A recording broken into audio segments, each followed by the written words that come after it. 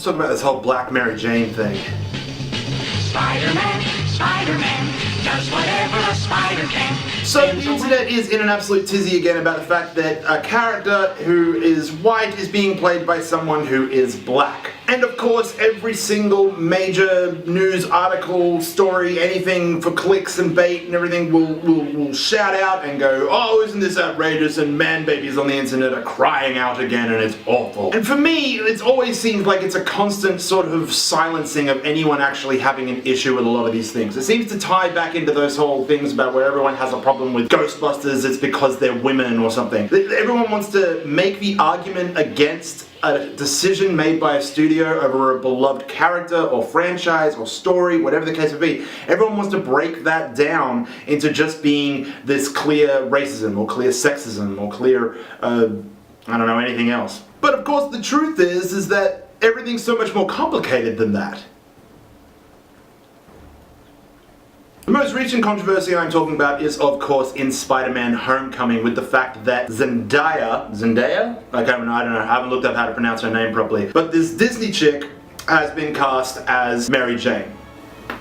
Now, of course, with absolute anonymity and about 5 seconds of thought with a keyboard and an audience in front of you, most keyboard warriors and all those guys and girls out there who are just too obsessed with fandom or too much time on their hands will of course immediately have a knee-jerk reaction, jump on the internet and immediately respond in a whole bunch of scathing tweets that come off racist and everything. But you see these fans with their knee-jerk reactions immediately try to jump on and say, oh, but I thought Mary Jane had red hair, as if a wig had never been invented in their life, or hair dye. These people I just don't think can ever be taken seriously. The worst thing that happens though is that people do take them seriously. They take trolls seriously by giving them an audience, because you have to get those clicks and those news and put that out there. And what I don't think a lot of news outlets and websites are really recognizing is that when you do the easy route of taking someone's tweet and just putting it in a BuzzFeed style list and saying these are the 12 worst tweets of someone being racist about Zendaya being cast as Mary Jane. 1, you're being really lazy and shit anyway. 2, you're misappropriating people's arguments. 3, they're not really arguments to begin with, they're just people spouting off fucking nonsense, and you're giving it weight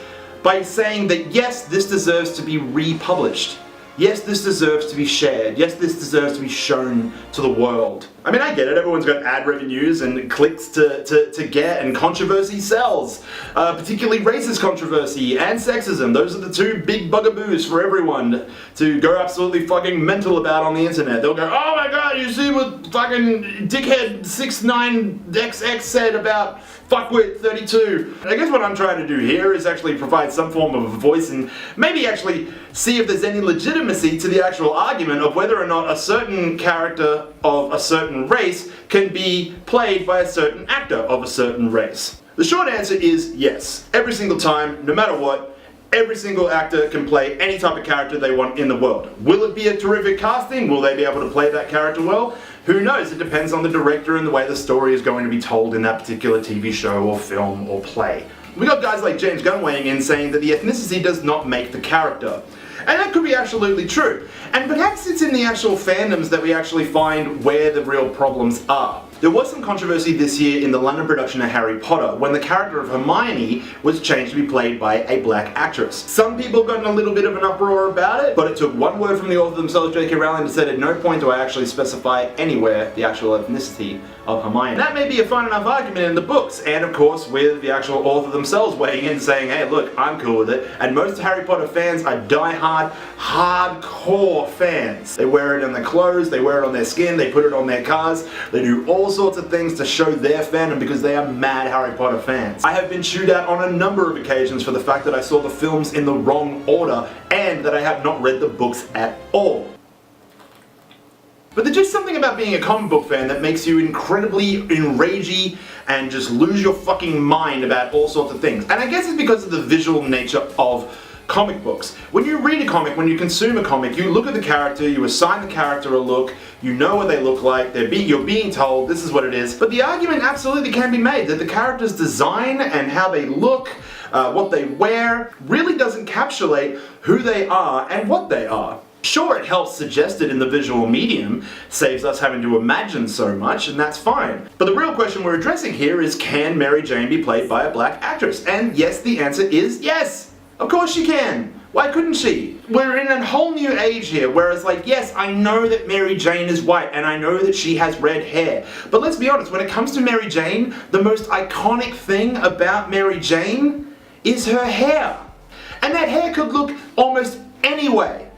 The most likely way we'd want it would be, just fire red and like, something down around the shoulder and like that. But Mary Jane's had her hair in a billion different ways. And why everyone's getting so hung up on whether or not her hair's this color or her skin's this color, it really comes down to James Gunn's argument where he says it doesn't change the way the character is. If Mary Jane was black, knowing her entire history, it wouldn't change a damn thing. But again, you can go through all the arguments you want, you can go through all the segues, all the loops and the turns. I haven't read the script, guys. I haven't seen what Spider-Man Homecoming's gonna look like yet. I don't know the full story of it. But if they can make Aunt May foxy Marissa Tomei, who absolutely still has it. Marissa, call me. Then I think some of us just have to accept the fact that the character is going to change. And again, I think truthfully most of us have. I think most people just sort of made sort of a pithy comment under the anonymity of the web, which is definitely a platform that allows us to be the worst versions of ourselves thanks to the anonymity of it all. But truth be told, it was the media, it was the blogs, it was the Huffington Post, it was every other type of media outlet out there that had a slow fucking news day that tried to make Zendaya and every fan of comic books out to look like a piece of shit. And the only thing that actually really matters in the end is whether or not Spider-Man Homecoming is going to be a good movie. And I have no idea about Zendaya's work. I had no idea about the Tom kid, no idea about him, but he knocked it out of the park in Civil War. I mean, he was, CG for a fair bit of it. He voice acted well. And truthfully, I've never really been a big Marvel fan, so I don't put it under the same microscope as a lot of other Marvel fans would. But bottom line, we have to come back to the argument that I stated at the start of this, is whether or not we can have a black Mary Jane, whether or not we can have one character being a different ethnicity if the character was not originally that ethnicity. Absolutely true. Shut the fuck up and get on and just be a fan. And of course, stop watching this.